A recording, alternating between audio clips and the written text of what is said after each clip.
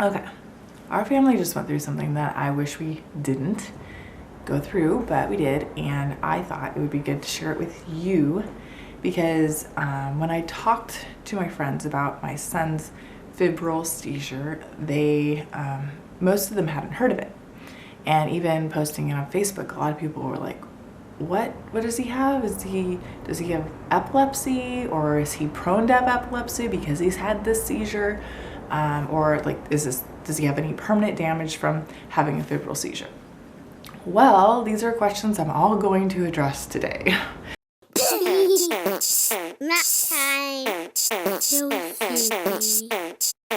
Let's go. First, let me just start with the story, so you guys kind of know what to look for if your child is showing symptoms of a febrile seizure.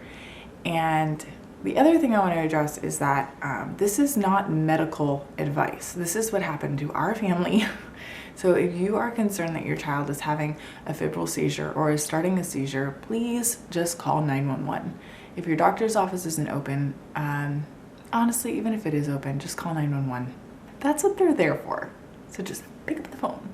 So for our case, Declan, we had a wonderful Christmas, and then we picked up a lovely germ, probably at Christmas time. You know how you all get together for Christmas and it's like this giant petri dish of love?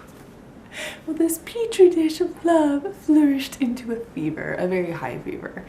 So by New Year's, we had to cancel our New Year's plans. I was kind of bummed that I couldn't go out, but then the mommy side of me is like, dude, your kid has a fever, like chillax. So we knew he had a fever.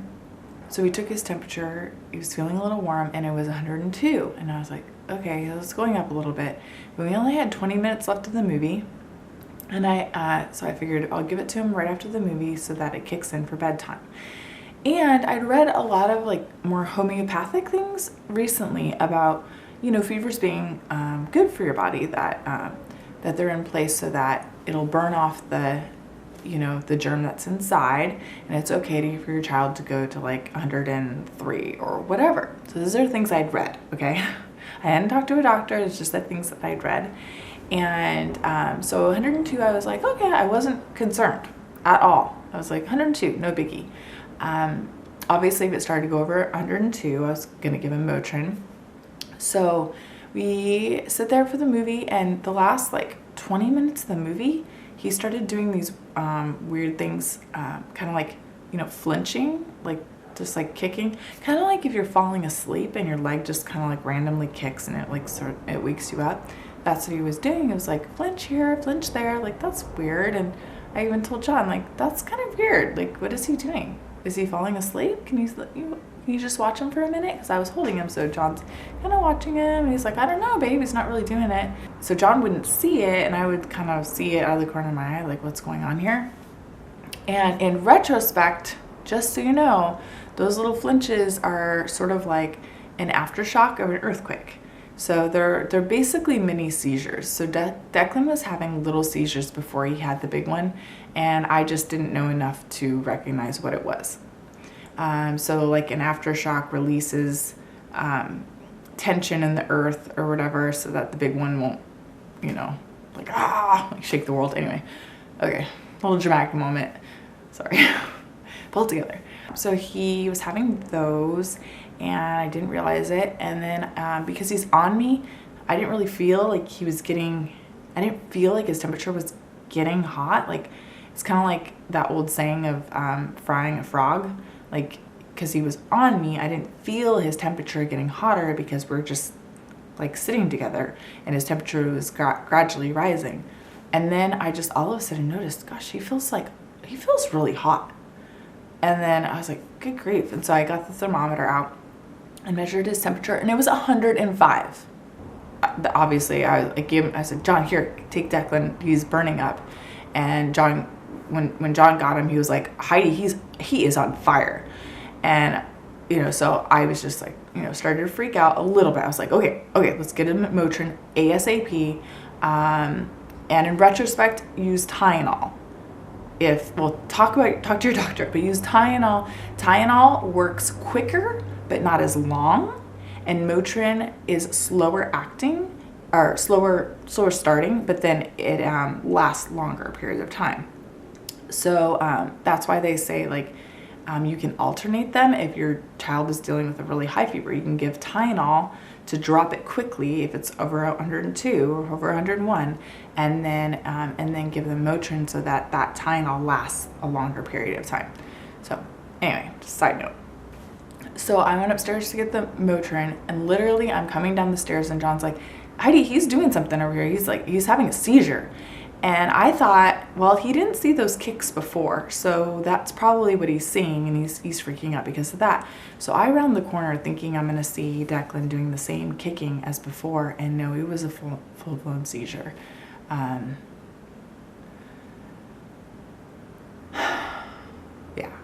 you don't want to see your kid having a seizure. He's having a seizure, and I was a lifeguard for years, so I kind of went into like rescue mode, I guess. And so I saw he was having a seizure. Oh, and my mom was a physical therapist for kids for years and actually did see kids with epilepsy. So I knew how to deal with seizures somewhat. So I laid him down on the floor so that he wouldn't hurt himself as he was shaking. He was having a seizure, like what you would see in a movie when someone flops on the floor and is having a seizure. It was terrifying. So I'm like, okay, he's okay. He's just having a seizure. Like, I'm trying to, like do that self-talk thing where I'm just like trying to keep calm about it. And then all of a sudden I noticed that he's really pale. And then I noticed that his chest isn't rising. And, as soon as he was having the seizure, I told John, call 911 right now. And so he started calling 911, and I was dealing with Declan. And so I noticed that his chest isn't rising. So I do the air test where you feel under the nose to see if there's air coming out of their nose. There was no air coming out of his nose, and it saw his chest wasn't rising. And then I felt his heart. Thank God his heart is beating. So I got that. So I'm like, okay, doing it all, like rescue style, whatever. And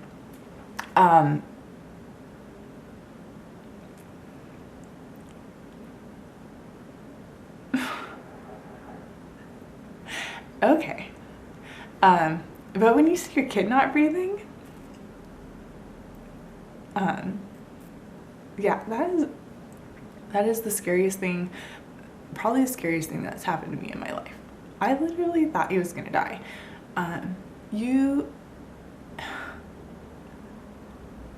There's really no way to describe it. Okay, I just had to take a little break there. I was gonna lose it. Not that it's bad to lose it, I just want to give you the information so that you can use it without seeing a total meltdown. Obviously, I love my son and I would do anything for him. So when I saw he wasn't breathing, I started rescue breathing for him. He didn't need chest compressions since his heart was beating, so I just went immediately to giving him oxygen. If you don't know rescue breathing, literally it's just you plug their nose so the air doesn't come out their nose, and you give air in their mouth. You're going to tilt their head back just a tiny bit so that when their chin's down, it blocks their airway. So you just want to lift it up a little bit. And his head was already back because he was seizing. He was like totally stiff and shaking. Just terrifying. Something the emergency responders told me is he actually didn't need air. I know that sounds crazy, and it sounded crazy to me too, but the more I learned about what a febrile seizure is, the more it made sense. Basically, the body shuts down everything it doesn't need, keeps the heart beating so that it can burn off the fever as quick as possible. Is God awesome or what? I'm just saying. Incredible. So all the shaking is all of his muscles tightening as hard as they can and shaking off the excess heat so that he could burn off as much heat as possible to protect his brain. Now this is just incredible to me. Okay, so the body says I'm at 102, but I'm going to 100. I just went from 102 to 105 in 20 minutes. So I need to protect my brain so I don't get brain damage. How awesome is that? I mean, I mean, obviously terrifying, completely terrifying, but the more you know, the less scary it is. Totally give God the glory in all of this, because it's really incredible to learn about how the body functions and how God's made it to protect itself. Okay, so back to the story.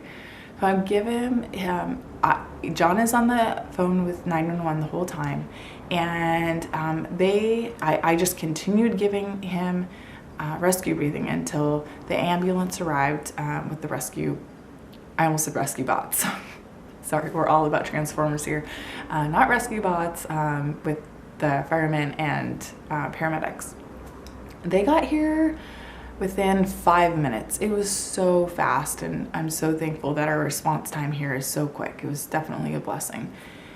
Basically, as they are pulling up, John's like, they're here. Declan is his eyes open again. So he's starting to get fussy, and I'm like, that's awesome, right? Like, he's breathing. Hello. Like, I don't care if he's upset. Obviously he's upset he's not feeling well, and his mom was just like breathing down his throat. He's like, what's going on? No, he probably didn't remember that, but anyway, to see your kid like fussing, it's kind of like when they were born, okay? And your kid's not breathing at first, possibly, and you're just so worried. You're just like, just take a breath. I don't care if you're freaking out mad at me. Just take a breath and start crying.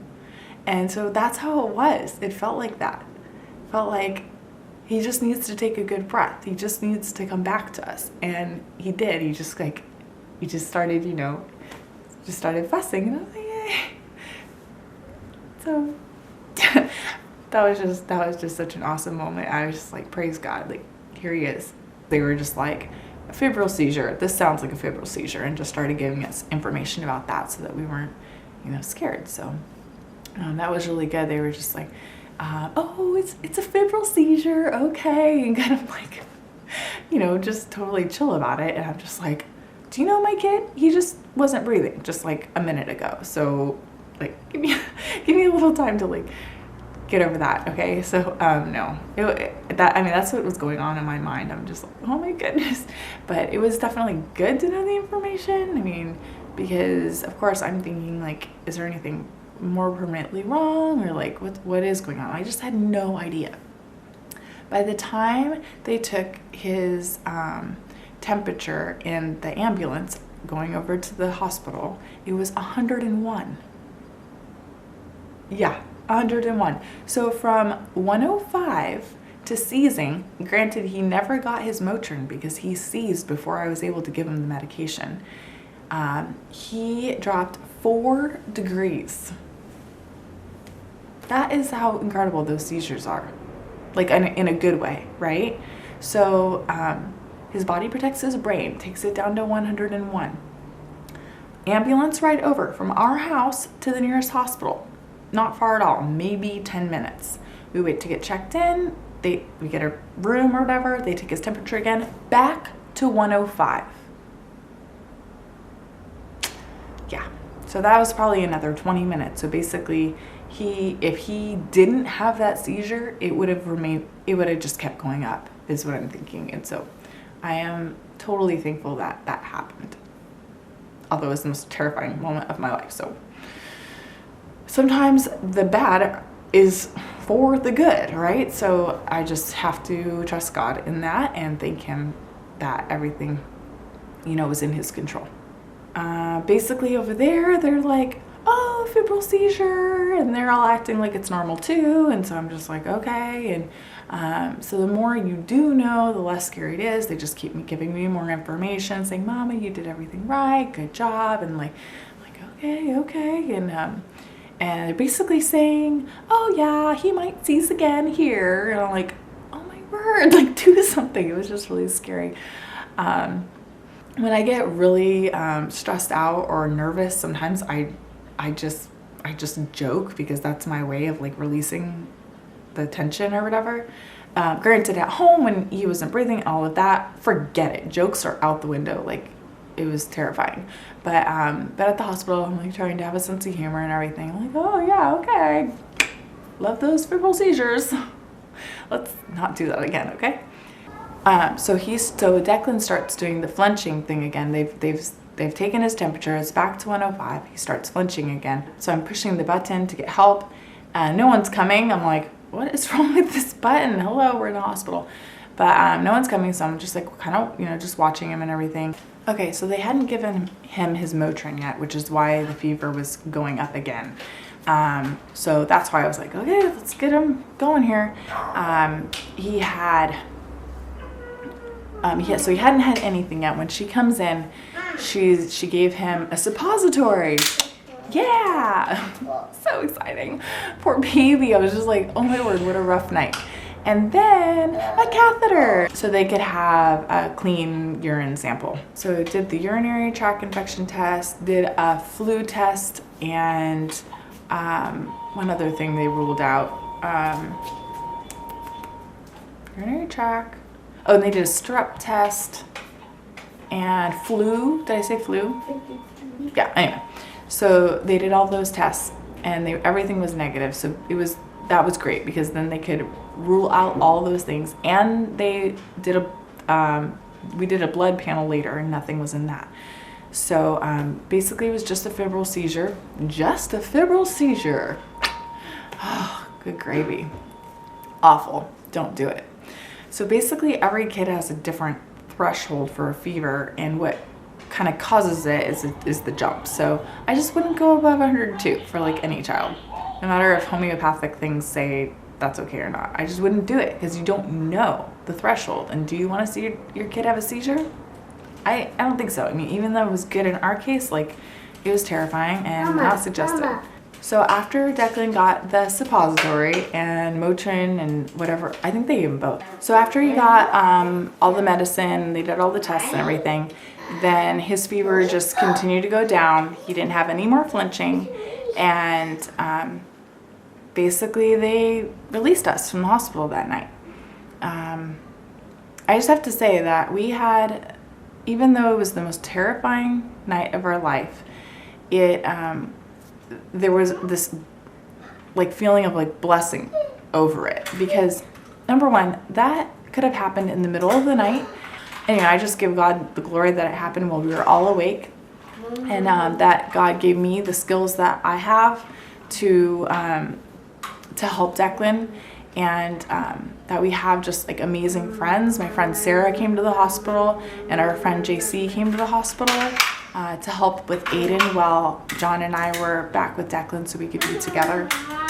And so I just felt really blessed that my child does not have brain damage from it, that the seizure did what it needed to do to protect his brain. And man, did we learn a lesson, a big lesson. And so I don't know if this answers any of your questions or just leaves a ton more questions. So you can check out Wikipedia or like WebMD or any of those for more information on febrile seizures, or ask your pediatrician. But if anything happens like this, the flinching or high fever or whatever, and you're concerned, that is what 911 is for. So just do it.